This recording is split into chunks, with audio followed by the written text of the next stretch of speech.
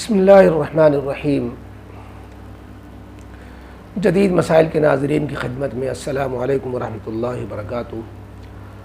آج جو اتوار کی سوال جواب کی خصوصی محفل ہے۔ ہمارے سامنے تقریباً 25 سوالات ہیں، ہم ان کے جوابات آپ کی خدمت میں عرض کر رہے ہیں۔ پہلا سوال ہے جناب کمال احمد صاحب چمن گنج کانپور۔ السلام علیکم ورحمۃ اللہ وبرکاتہ۔ وعلیکم السلام۔ محترم مفتی صاحب، نماز جنازہ میں صف بنانے میں دیکھا گیا ہے کہ 3، 5 یا 7 طاق صف بنانے کو بتایا جاتا ہے، جبکہ مسجد میں ایسا کوئی قاعدہ صفوں کے سلسلے میں نہیں ہے۔ اس مسئلے کی صحیح رہنمائی فرما دیں۔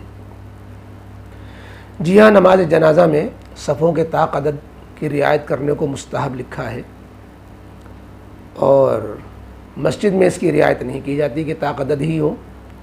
نمازی جتنے بھی آتے جائیں صفیں آگے سے پوری کرتے جائیں، چاہے اس میں طاق عدد بنے یا 2 ہی رہیں، 4 رہیں۔ اصل میں نماز جنازہ یہ نماز ہے ہی نہیں۔ حدیث پاک میں بھی آتا ہے الصلاۃ للمیت هو الدعاء للمیت ہی الدعاء للمیت، کہ میت کے لیے نماز جنازہ حقیقت میں میت کے لیے دعا کا نام ہے، اسی لیے نماز جنازہ میں رکوع سجدہ نہیں ہے۔ تو نماز جنازہ میں حقیقت میں میت کے لیے دعائے مغفرت کا ایک اسلوب ہے، ایک انداز ہے۔ اس میں جتنے زیادہ افراد، جتنے زیادہ لوگ ہوتے ہیں، اتنا زیادہ میت کے لیے بخشش و مغفرت کے چانس ہوتے ہیں۔ ابو داؤد شریف کی ایک روایت میں ہے کہ جس میت کے پیچھے 3 صف کے لوگوں نے نماز جنازہ پڑھی، 3 صف کے لوگوں نے نماز جنازہ پڑھی تو جنت اس کے لیے واجب ہو گئی۔ تو اسی لیے فقہا لکھتے ہیں کہ اگر صرف ساتھی آدمی ہو تو ایک کو تو آگے امام بنا دیا، پہلی صف میں 3 لوگ کھڑے ہو جائیں، دوسری صف میں 2 لوگ کھڑے ہو جائیں، تیسری صف میں 1 کھڑا ہو، 3 صف ہو جائیں تاکہ یہ فضیلت حاصل ہو جائے۔ تو اس حدیث سے یہ طاق عدد نکالا گیا ہے کہ 3 صفیں ہو، 5 صفیں ہو۔ لیکن اگر بھیڑ ہے تو پھر اس میں طاق عدد کی رعایت کرنا مستحب نہیں ہے۔ یہ افراد کم ہونے پر 3، 5، 7 تک کی عدد نکالا جاتا ہے، پھر زیادہ بھیڑ ہونے پر فقہا لکھتے ہیں کہ پھر اس میں ضرورت نہیں ہے۔ تو بہرحال نماز جنازہ چونکہ ایک دعائے مغفرت کا طریقہ ہے، اس میں کم سے کم 3 صفوں کے بنانے کا اہتمام کیا جاتا ہے، اس لیے وہ طاق عدد کی بات کہہ دی جاتی ہے، جبکہ نماز میں نماز ہی ہے وہ، اور وہ دعا سے ہٹ کر ایک چیز ہے مسجد میں جو نماز ہوتی ہے، اس میں اس کی رعایت نہیں کی جاتی۔ انہی کا دوسرا سوال ہے جناب کمال احمد صاحب کا کہ میرا ایک اور سوال ہے کہ منفرد نماز میں کسی بڑی سورت کی ابھی 2 ہی چھوٹی آیت شروع کرنے کے بعد اگلی تیسری آیت یاد نہیں آ رہی ہے، تو ان 2 آیتوں کے بعد رکوع کر لیں، سجدے سہو کی ضرورت ہوگی یا نہیں؟ سورہ فاتحہ کے علاوہ قرات میں کم سے کم 3 چھوٹی آیتیں پڑھنا یہ واجبات میں آتا ہے، اور واجب بھول سے چھوٹ جائے تو سجدے سہو ہوتا ہے، تو لہذا کہیں اور جگہ سے اس سورت کو پڑھ لینا چاہیے۔ جب ایک جگہ بھول گئے تو دوسری جگہ جہاں یاد تھا وہاں چلے جاتے۔ لیکن اگر 3 چھوٹی آیتیں نہیں ہو پائیں اور رکوع میں چلے گئے تو پھر آخر میں سجدہ سہو کر لینا چاہیے۔ سجدہ سہو گویا واجب ہے اس صورت میں، اگر 3 چھوٹی آیتیں بھی سورہ فاتحہ کے علاوہ نہیں پڑھی گئیں۔ اگلا سوال جناب امتیاز احمد صاحب کا ہے کہ حضرت میرا سوال یہ ہے کہ جس مسجد میں چوری کی بجلی سے پنکھے، اے سی وغیرہ چلتے ہوں اور مقتدیوں کو معلوم بھی ہو تو کیا نماز ہو جائے گی؟ حضرت اس سوال پہ ایک الگ سے ویڈیو کی درخواست ہے، جزاک اللہ۔ ٹھیک ہے، آپ کی درخواست کے مطابق ہم اس کو ایک الگ ہی سے ایک ویڈیو اس پر بناتے ہیں، بجلی کی چوری، مسجد میں بجلی کی چوری کا حکم، انشاءاللہ 2-4 روز میں یہ آ جائے گی۔ اگلا سوال ہے جناب عبداللہ کانپور، کہتے ہیں حضرت مسجد میں نماز سے پہلے اور نماز کے بعد بلند آواز سے بات کرنا، جس وقت مسجد میں کافی نمازی حضرات موجود ہوں، ان کو نماز میں ان باتوں سے تکلیف ہو رہی ہو اور مسجد میں چائے پانی وغیرہ کا معمول بنا لینا، کیا ایسا کرنے کی گنجائش ہے؟ اس مسئلے کا تعلق، نوٹ لگا کے کہتے ہیں، اس مسئلے کا تعلق جماعت والوں سے نہیں ہے۔ آپ اس مسئلے پہ اگر مناسب لگے تو الگ ویڈیو بنا دیں۔ الگ ویڈیو کی ضرورت محسوس نہیں ہوتی۔ اصل میں مسجد میں دنیاوی بات کرنا کسی بھی وقت منع ہے، چاہے مسجد میں دوسرے لوگ موجود ہو، نماز کے جماعت کا ٹائم ہو رہا ہو، یا جو ہے دوسرے لوگ موجود نہ ہو، نماز میں عبادت میں لوگ مشغول نہ بھی ہوں، تو بھی دنیا کی باتیں کرنا، مسجد میں گپ شپ کرنا یہ ویسے ہی منع ہے، حرام ہے۔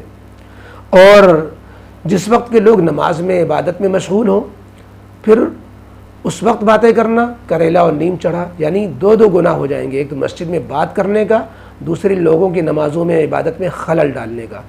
اس لیے اس طرح کا عمل کوئی بھی کرے اس کے لیے جائز نہیں ہے۔ جو لوگ بھی اس طرح کی باتیں کرتے ہیں، دنیاوی باتیں اور یا زور زور سے بات، بلکہ دین کی بات بھی کرنا، قرآن مجید کی تلاوت بھی کرنا زور سے ایسے وقت میں جب کہ لوگ عبادت کے لیے، نماز کے لیے نمازوں میں مشغول ہو، عبادت میں مشغول ہو، تو اس وقت زور سے تلاوت کرنا منع ہے، تو بات کرنے کی گنجائش کہاں سے ہو سکتی ہے؟ ایسے لوگوں کے لیے سخت جو ہے وعید ہے، توبہ کرنے کی ضرورت ہے جو لوگ اس میں مبتلا ہیں۔ باقی آپ نے جو یہ ساتھ میں لگایا کہ چائے پانی وغیرہ کا معمول بنا لینا، بھئی چائے پانی وغیرہ کا معمول نماز سے پہلے یہ سمجھ میں نہیں آتا۔ بھئی جماعت والے ہوں ان کے لیے بھی مناسب نہیں ہے، اور غیر جماعت والے ہوں، امام صاحب ہوں یا اور لوگ ہوں، ان کو بھی اس کا خیال رکھنا ہوگا کہ ایسے وقت میں جب کہ لوگ مسجد میں اپنی عبادتوں میں کے لیے جمع ہوں، اس وقت اپنے اپنے چائے پانی وغیرہ میں لگنا مناسب نہیں ہے، یہ خلل ڈالنا ہے جس سے ایذا ہوتی ہے۔ اگلا سوال جناب شعیب جمال پوچھتے ہیں، خواب میں سانپ دیکھنا کیسا ہے؟ خواب میں سانپ دیکھنا تو اچھا خواب نہیں ہے۔ سانپ کی تعبیر عموماً سانپ کے اندازے کے اعتبار سے اور سانپ کی نوعیت کے اعتبار سے مختلف تعبیر ہوتی ہے۔ عام طور پر سانپ کی تعبیر دشمن، حاسد، کسی منافق سے ہوتی ہے۔ اس لیے اگر اس طرح کا خواب دیکھے، سانپ کو خواب میں دیکھے تو چاہیے کہ اللہ تعالیٰ سے پناہ مانگ لے کہ اللہ اس خواب کے شر سے اللہ ہمیں حفاظت فرما، تو انشاءاللہ حفاظت بھی رہے گی۔ اگلا سوال جناب اسماعیل بھا، انہوں نے دو روایتیں لکھی ہیں۔ ایک روایت میں حضرت عمر رضی اللہ تعالیٰ عنہ کا قصہ لکھا ہے کہ حضرت عمر رضی اللہ عنہ کے دور خلافت میں ایک بھکاری مغرب کی نماز کے بعد آٹا اور کچھ مانگنے لگا۔ حضرت عمر رضی اللہ تعالیٰ عنہ نے اس کو کچھ دلوا دیا، یعنی آٹا، کھانا، پیسہ وغیرہ۔ وہ بھکاری آگے چلا گیا اور پھر مانگنے لگا۔ حضرت عمر رضی اللہ تعالیٰ عنہ نے بھکاری کی آواز سن لی اور اس کے پاس جا کر اس کا جھولا چھین لیا جس میں پیسے تھے، پھر اس فقیر کو کوڑے سے مارا اور کہا، تو بھکاری نہیں، تو تاجر ہے، یہاں سے چلا جا۔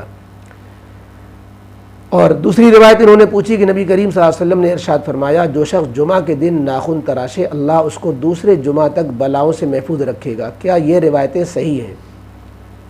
جواب یہ کہ جو واقعہ ہے عمر رضی اللہ تعالیٰ عنہ کا ہے کہ بھکاری کو پہلے بھیک دلوا دی، لیکن دیکھا کہ وہ پھر بھی یہی پیشہ ورانہ بھیک کا پیشہ اختیار کیے ہوئے دوسروں سے پھر مانگ رہا ہے، جبکہ ضرورت کے بقدر اس کا مسئلہ حل کیا جا چکا تھا، تو حضرت عمر رضی اللہ تعالیٰ عنہ اس کو کوڑے بھی مارے اور سامان بھی چھینا۔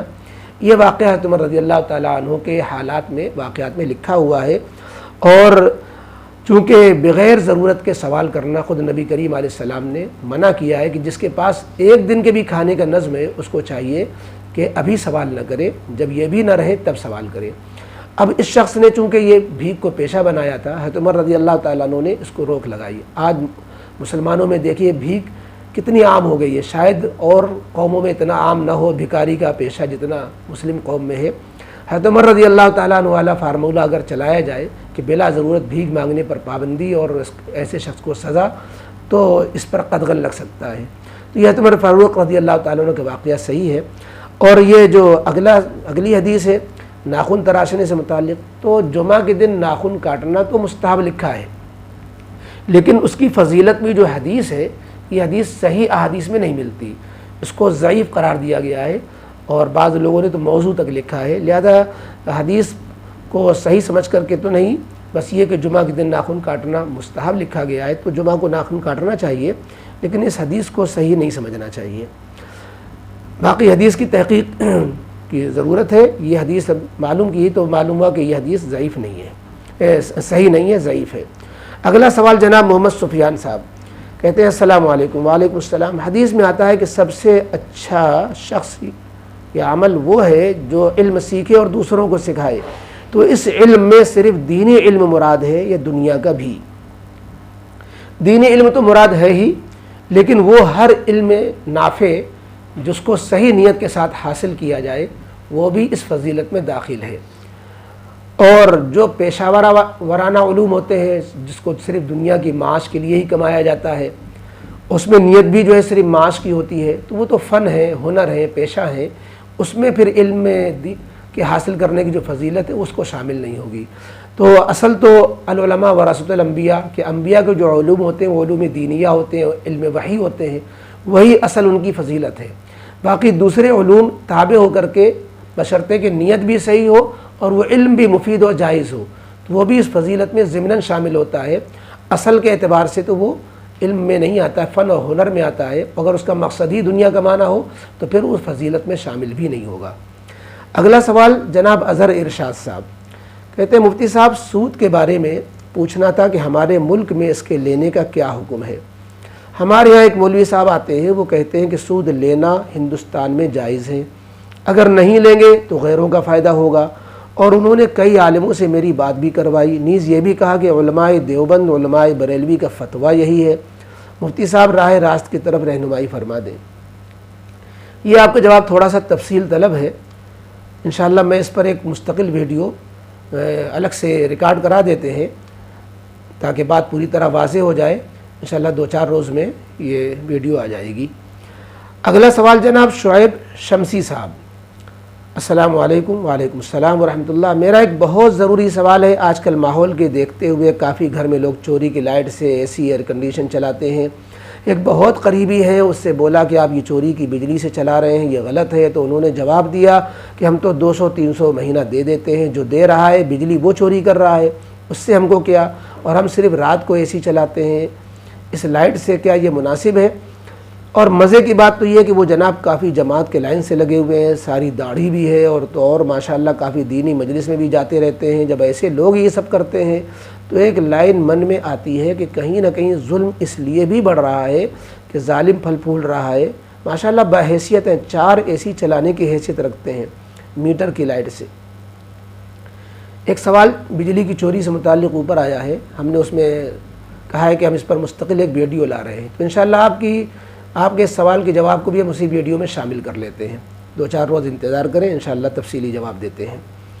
اگلا سوال فیصل خان، السلام علیکم جناب، ابھی کچھ دن پہلے میری والدہ کا انتقال ہو گیا، انا للہ و انا الیہ راجعون، ان کے لیے دعاؤں کی درخواست ہے آپ سے، اللہ تعالیٰ ان کی مغفرت فرمائے، آپ حضرات کو صبر جمیل دے۔ آگے لکھتے ہیں میرے رشتہ دار گھر پر فاتحہ و نیاز کرنے کو کہہ رہے ہیں، آپ بتائیں کیا تیجا 10واں 20واں اور 40واں کرنا کیسا ہے؟ فاتحہ نیاز کو کہہ رہے ہیں، فاتحہ نیاز تو ایصال ثواب کے معنی میں بولا جاتا ہے، تو ایصال ثواب تو کرنا ہی چاہیے، دعائے مغفرت بھی کرنا چاہیے، ان کے لیے صدقہ خیرات کر کے ان کو ثواب بھی بخشنا چاہیے، لیکن ساتھ میں یہ کہ تیجا 10واں 20واں 40واں یہ تو ہندوانہ رسومات ہیں، یہ تو ہندوانہ طریقے ہیں کہ تیسرے دن تیجا ہو گیا اور 10ویں دن 10واں ہو گیا، یہ تو رسومات ہیں، جاہلانہ جو ہندوانہ رسمیں ہیں۔ ایصال ثواب بغیر کسی پابندی کے، بغیر کسی دن کی تعین کے اور بغیر کسی پنچایت کے، ہر ایک اپنے اپنے طور پر جب چاہے اپنے مرحوم کو ایصال ثواب کر سکتا ہے، کچھ پڑھے بخش دے، یا کسی فقیر کو کچھ صدقہ دیا، نیت کر لی کہ اللہ اس کا ثواب مرحومہ کو پہنچا دے، ہو گیا۔ باقی ایصال ثواب میں کوئی جتن نہیں کرنا پڑتے، لہذا یہ آپ ان سب چیزوں سے پرہیز کریں، رسومات سے، اور ایصال ثواب ضرور کریں تاکہ مرحومہ کا فائدہ ہو۔ دکھلاوے کے تیجا 40ویں میں کوئی فائدہ نہیں ہونے والا، نہ مرحومہ کا، بلکہ آپ کا جیب آپ کی خالی ہوگی اور مرحومہ کو ثواب بھی نہیں ملے گا۔ اگلا سوال ہے جناب محمد طیب ممبئی، کیا صدقے کا پیسہ چھکے کو دے سکتے ہیں؟ اور جو موبائل پہ قرآن پڑھتے ہیں، ایک صاحب بتا رہے تھے کہ بغیر وضو کے پڑھ سکتے ہیں، تو کیا یہ صحیح ہے؟ ذرا وضاحت فرما دیں۔ ان کے 2 سوال ہو گئے۔ صدقے کا پیسہ چھکے کو دینا، چھکے سے مراد غالباً ان کا یہ ہے جو ہجڑے ہوتے ہیں اور یہ مخنث قسم کے لوگ جو بھیک اس طرح مانگتے ہیں۔ آپ اگر وہ پریشان حال ہے، چھکا ہی ہے، اس نے وہ گناہ میں مبتلا ہے اور اس نے اس طرح کی حرکتوں کو اپنا چھچورے پن کو پیشہ بنا رکھا ہے، اگر وہ پریشان حال ہے، محتاج ہے، تو صدقے کا پیسہ اس کو بھی دے سکتے ہیں، لیکن اگر وہ خوشحال ہے اور اس نے صرف پیشہ بنا رکھا ہے تو ایسے پیشے والے کو پیسہ دینا پھر صحیح نہیں ہوگا۔ صدقہ محتاج کو دیا جاتا ہے، وہ محتاج نہیں ہے تو پھر اس کو نہ دیں۔ اور دوسرے سوال میں جو آپ نے پوچھا کہ موبائل پہ قرآن پڑھتے ہیں بغیر وضو کے پڑھ سکتے ہیں، دیکھیے موبائل کو بغیر وضو کے تو لے سکتے ہیں، قرآن کریم موبائل میں محفوظ ہے، پھر بھی آپ بغیر وضو کے لے سکتے ہیں۔ اسکرین پر جب کھلا ہوا ہو تب بھی قرآن کریم اسکرین پر اگر کھلا بھی ہے تب بھی آپ موبائل کو تو ہاتھ میں لے سکتے ہیں، لیکن اسکرین پر پھر ہاتھ نہ لگائیں، بلکہ اسکرین پر ہاتھ لگائے بغیر قرآن کریم کو دیکھ کر آپ پڑھیں موبائل سے، تو اس کی گنجائش ہے جیسا کہ انہوں نے بتایا۔ اگلا سوال جناب اظہر ارشاد صاحب کہتے ہیں، حضرت عائشہ رضی اللہ تعالیٰ عنہ فرماتی ہیں کہ میں نے رسول اللہ صلی اللہ علیہ وسلم کو یہ ارشاد فرماتے ہوئے سنا، جب کسی مسلمان کو کاٹا چبھتا ہے یا اس سے بھی کم کوئی تکلیف پہنچتی ہے تو اس کے بدلے اللہ تعالیٰ کی طرف سے اس کے لیے ایک درجہ لکھ دیا جاتا ہے اور اس کا ایک گناہ معاف کر دیا جاتا ہے۔ کون سا گناہ معاف ہوتا ہے، صغیرہ یا کبیرہ؟ ذرا وضاحت فرما دیں۔ اس طرح کی فضیلتیں جو گناہ کی معافی پر آتی ہیں کہ یہ عمل کر لو تو 1 سال کے گناہ معاف ہو جاتے ہیں، یہ عمل کر لو تو صبح سے شام تک کے گناہ معاف ہو جاتے ہیں یا سارے گناہ معاف ہو جاتے ہیں، اس میں صغیرہ ہی گناہ مراد ہوتے ہیں، کیونکہ کبیرہ گناہ کے بارے میں اصول یہ ہے کہ بغیر توبہ کے وہ معاف نہیں ہوتے ہیں، لہذا یہ حدیث صغیرہ گناہ پر محمول ہے۔ اگلا سوال جناب نجیب خواہ جامعی، السلام علیکم۔ وعلیکم السلام ورحمۃ اللہ وبرکاتہ۔ میرا سوال یہ ہے کہ اگر کوئی 15-16 سال کا شخص یعنی بالغ آدمی اسلام قبول کر لے تو ایسے نو مسلم کے لیے ختنہ کرانا کیسا ہے؟ ایسے نو مسلم کے لیے جو بالغ ہو گیا ہے، بڑی عمر کا ہے، اس کو بھی کسی ڈاکٹر سے، جیسے ہم مرض کے علاج کے لیے سطر کھول لیتے ہیں، تو اس ختنے کی سنت کو حاصل کرنے کے لیے بھی وہ کسی ڈاکٹر کی مدد سے ختنہ کرا سکتا ہے اور کرا لینا چاہیے تاکہ اس کے اسلام لانے میں اور پختگی پیدا ہو جائے۔ باقی اگر وہ ختنہ نہیں کراتا تو پھر بھی اس کا اسلام قابل قبول ہے۔ جو اسلام کی جو دوسری شرائط ہے، زبان سے کلمے کا اقرار کرنا، دل میں جو ہے اللہ اس کے رسول صلی اللہ علیہ وسلم اور دین اسلام کی سچائی کا عقیدہ رکھنا، اتنا کافی ہے اس کے اسلام لانے کے لیے۔ ختنہ نہیں بھی کرائے گا تو بھی مسلمان کہلائے گا، لیکن ختنہ کرا لینا اس کے لیے بہتر ہے، آج کے حالات میں اور بہتر ہے۔ اگلا سوال جناب عبد المنان صاحب مہاراشٹر ستارہ سے پوچھتے ہیں، السلام علیکم مفتی صاحب۔ وعلیکم السلام ورحمۃ اللہ۔ میرا ایک سوال ہے، جہاں میں رہتا ہوں وہاں مسجد نہیں ہے اور وہاں سے 10 کلومیٹر دور مسجد ہے، تو میں اکیلے نماز پڑھتا ہوں، تو اکیلے نماز پڑھنے کے لیے اذان دینا پڑے گی یا نہیں؟ اور نماز کا ٹائم بھی کنفرم معلوم نہیں ہوتا ہے، اگر 5-10 منٹ آگے پیچھے ہو جائے تو نماز ہو جائے گی یا نہیں؟ نماز کا ٹائم کنفرم نہیں معلوم ہوتا، یہ تو آج کے زمانے میں شاید کوئی قبول نہیں کرے گا۔ موبائل میں ٹائمنگ آتی رہتی ہے نمازوں کے ٹائم، آپ جو ہے کشکول راہی کو ایپ کو ڈاؤن لوڈ کر لیں، یا اسی طریقے سے اور بھی ٹائم ٹیبل کی جنتریاں آتی ہیں، یا قریب کہیں سے جنتری منگا لیں ٹائم ٹیبل کی، اس میں ٹائم دیکھ لیں کہ بجے فجر ظہر عصر مغرب عشاء کہ بجے شروع ہے کہ بجے ختم ہے، اس کا خیال کر کے نماز پڑھیں۔ جہاں تک آپ نے کا سوال ہے کہ 10 کلومیٹر دور مسجد ہے، تو ظاہر ہے کہ مسجد میں جانا آپ کے لیے زحمت کا سبب ہے، آپ نماز پڑھ سکتے ہیں، لیکن نماز پڑھنے کے لیے اذان دیں نہ دیں تو اذان دینا چاہیے۔ آپ اکیلے بھی ہوں تو کہیں سے چونکہ اذان کی آواز نہیں آ رہی ہے، لہذا آپ کو اذان بھی کہنی ہے، اقامت بھی کہنی ہے۔ اگر آس پاس میں 2-4 مسلمان ہیں تو کسی ایک جگہ کو خاص کر لے اور 2-4 مسلمان مل کر کے باقاعدہ اذان و اقامت کے ساتھ جماعت کے ساتھ نماز پڑھنے کا اہتمام کریں، اور کوشش بھی کریں، دعا بھی کریں کہ وہاں کوئی مسجد کی اللہ تعالیٰ کوئی سبیل بنا دے اور مسجد کا بندوبست ہو جائے، ورنہ کوئی ایک جگہ خاص کر کے چند لوگ مل کر کے جگہ بنا کر نماز کے لیے اہتمام کریں۔ تو اذان بھی کہنی ہے، جماعت کے ساتھ نماز پڑھنے کے لیے 2-4 لوگوں کو مل کر کوشش بھی کرنی ہے، اور باقی نماز کے اوقات کا تو خیال رکھنا ہی ہوگا، اور اس کے لیے کنفرم کرنے کے لیے جنتری کی مدد لے لیں۔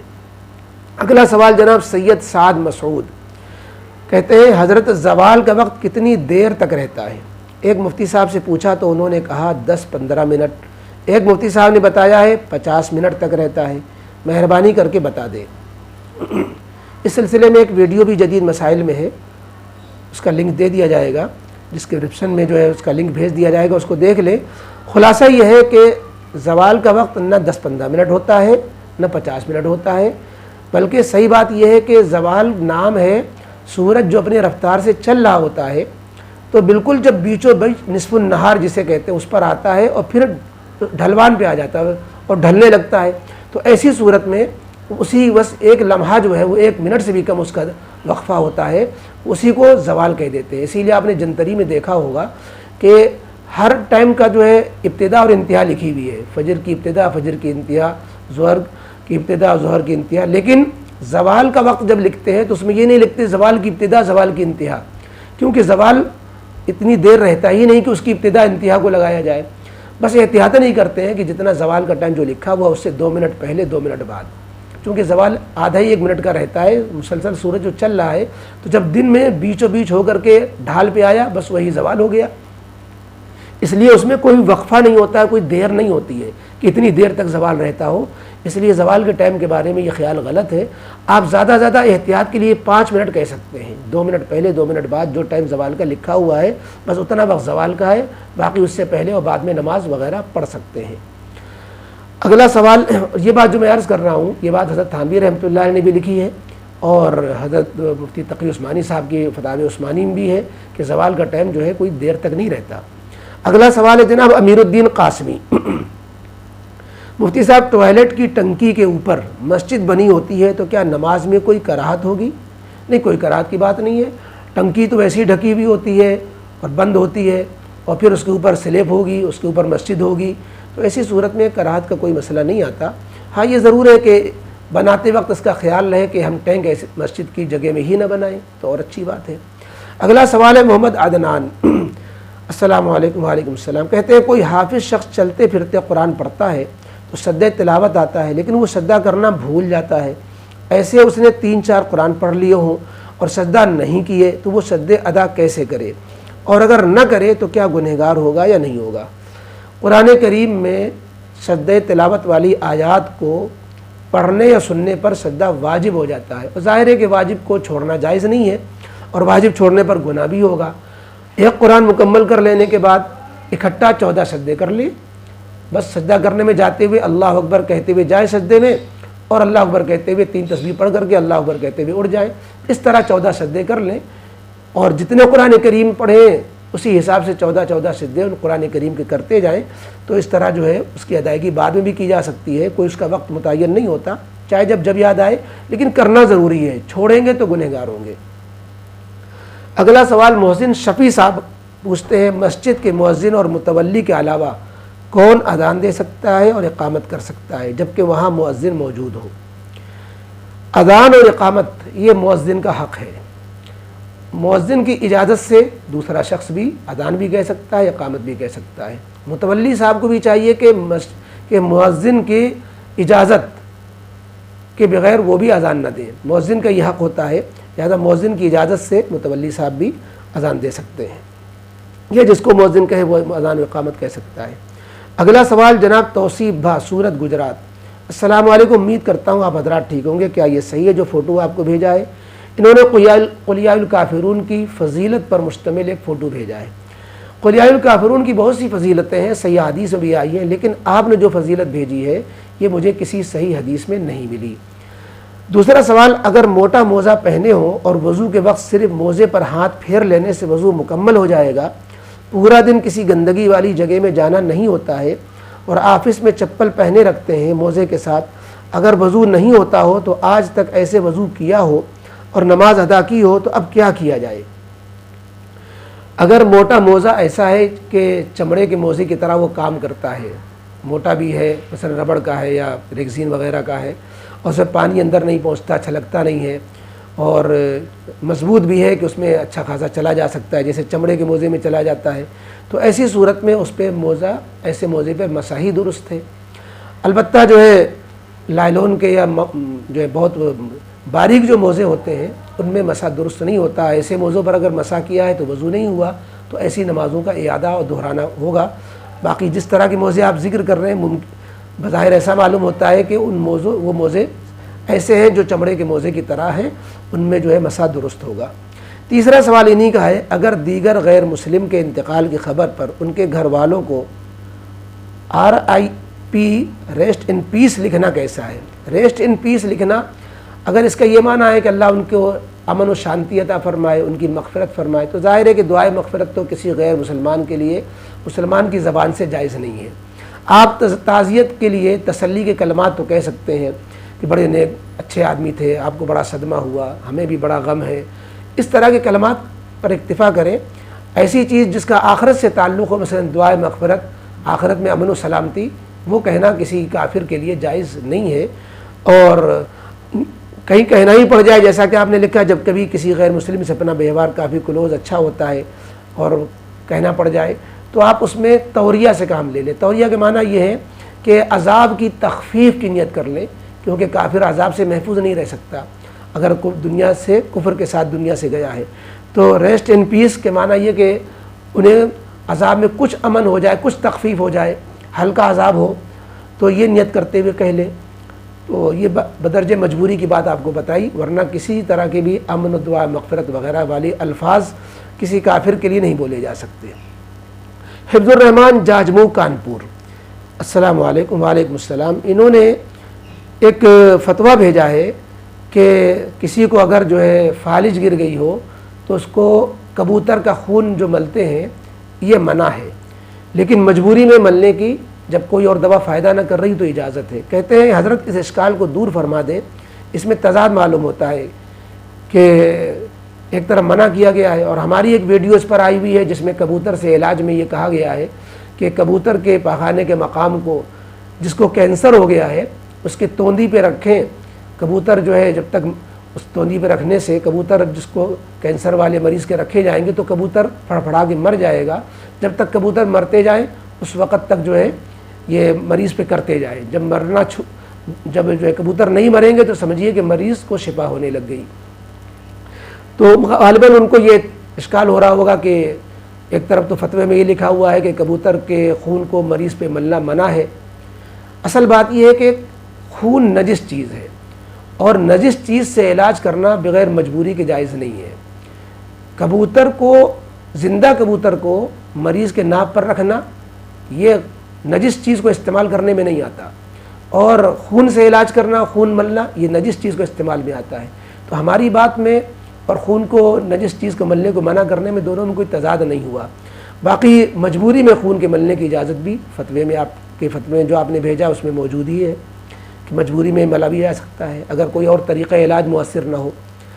اگلا سوال شاہد سچ دیو، کہتے ہیں حضرت السلام علیکم ورحمۃ اللہ وبرکاتہ۔ وعلیکم السلام ورحمۃ اللہ وبرکاتہ۔ حضرت کسی کے ہاں اولاد ہونے کو ہو تو لڑکی کے ماموں نے کہا اگر آپ کی خوشی ہو تو اولاد اپنی ہمیں دے دیں، تو میاں بیوی راضی ہو گئے اور کہا کہ اگر لڑکی ہوگی تو دے دیں گے اور اگر لڑکا ہوگا تو نہیں دیں گے کیونکہ بالغ ہونے پر نامحرم ہو جائے گا ممانی کے لیے۔ کیا ماموں کی بھانجی کی لڑکی بالغ ہونے پر ماموں کے لیے محرم ہوگی یا نامحرم ہوگی؟ بھائی ماموں کے لیے تو محرم ہے، بھانجی ہے، بھانجی کی لڑکی ہے، تو لڑکی کو اگر ماموں پالیں گے تو ماموں کے لیے وہ محرم ہوگی، اور ممانی چونکہ لڑکی ہے تو ممانی تو لڑکی میں آپس میں پردے کا مسئلہ نہیں کھڑا ہوگا۔ اس لیے یہ بہتر کیا آپ نے کہ بھانجی کی لڑکی کو گود لیا ہے، اس سے جو ہے پردے کے مسائل پیدا نہیں ہوں گے۔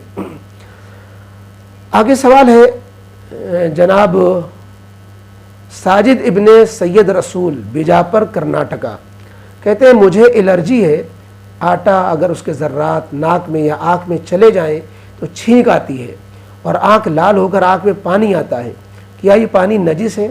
اگر کپڑے پر لگ جائے تو کیا کپڑے نجس ہو جائیں گے؟ آنکھ سے جو پانی آتا ہے وہ دو قسم کا ہے، ایک ہے آنسو آنا، ایک ہے آنکھ دکھنے پر جو ہے پانی آنا، جیسے کیچڑ وغیرہ ٹائپ کی چیز آ جاتی ہے۔ تو جو آنکھ دکھنے پر یا آنکھ آ جانا جسے بولتے ہیں، آنکھ آ جانے پر جو گندا پانی یا پیپ ٹائپ کی یا جو ہے کیچڑ ٹائپ کا آتا ہے اس کو نجس کہا جاتا ہے، اس سے وضو ٹوٹ جاتا ہے اگر وہ باہر نکل کر بہہ جائے۔ لیکن جو آنسو آ جاتے ہیں، آنسو سے وضو نہیں ٹوٹتا۔ آپ نے جو الرجی کی شکایت ذکر کی ہے اس میں آنسو نکل آتے ہیں، اس سے آپ کا وضو نہیں ٹوٹے گا۔ اگلا سوال ہے آخری سوال اخت عزیر پوچھتی ہیں حضرت ہم تفسیر پڑھ رہے ہیں تو جو ہمیں تفسیر لکھائی جاتی ہے کاپی میں وہ ہم اپنے گھر میں سنا سکتے ہیں تفسیر کے لیے یا ابھی مناسب نہیں ہے؟ تفسیر جو آپ کو لکھائی جا رہی ہے کیا معلوم آپ کو کون سی تفسیر لکھائی جا رہی ہے اور آپ کے استاذ کیا تفسیر لکھا رہے ہیں، اس لیے ہم کوئی کلیئر نہیں کہہ سکتے۔ باقی آپ اپنے گھر والوں کو تو تفسیر بتا ہی سکتے ہیں کہ ہمیں آج یہ تفسیر لکھائی گئی ہے، اپنے گارجین کو دکھلا سکتے ہیں، اور باقی سننے سنانے کے لیے یا تفسیر سے فائدہ اٹھانے کے لیے اس کے لیے بہتر ہے کہ آسان تفسیروں میں مولانا تقی عثمانی صاحب کا ترجمہ تفسیر جو بہت مختصر ہے وہ لے لیں، یا جو ہے اور تفسیر معارف القرآن وغیرہ ہیں وہ سنائیں تو وہ بہت واضح ہے، وہ معاملہ جو ہے پوشیدہ نہیں ہے۔ باقی آپ کو جو تفسیر لکھائی جا رہی ہے وہ کلیئر نہیں کیا ہے، اس لیے ہم اس کے بارے میں کچھ رائے قائم نہیں کر سکتے۔ بہرحال یہ آج کے سوالات تھے جس کے جوابات آپ کے سے عرض کیے گئے۔ اللہ کرے آپ کو اس سے فائدہ ہوا ہو، اور دعا کیجئے کہ اللہ تعالی ہم سے یہ خدمت اللہ لیتا رہے اور آپ حضرات ہم سے اسی طرح استفادہ کرتے رہیں۔ اللہ پاک ہم سب کی خدمات کو قبول فرمائے۔ السلام علیکم ورحمۃ اللہ وبرکاتہ۔